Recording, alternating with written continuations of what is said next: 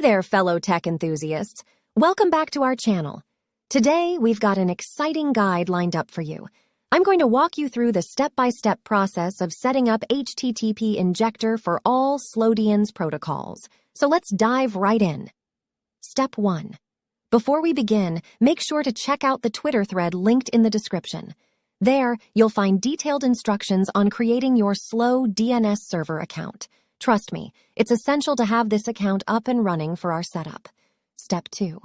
All right, once you've got your Slow DNS server account ready, head over to your mobile app store and download the HTTP Injector app.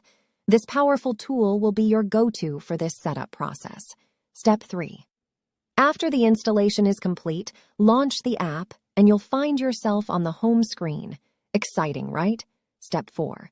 Now, look out for the arrowhead icon on the right side of the screen. Tap on it to explore the settings further.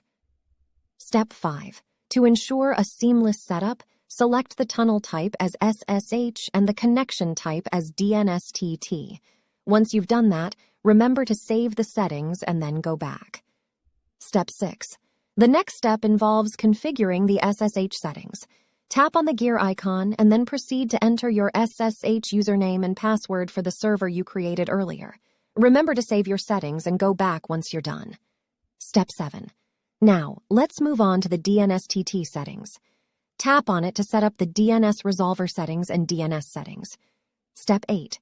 In the DNS resolver settings, choose Custom. It's essential to have this option selected for our setup to work smoothly. Next, select the DNS resolver mode as UDP, DOT, or DOT, as shown in the options. Step 9.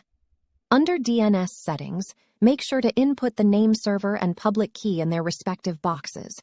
These details were created earlier when setting up your server. Conclusion. And that's it.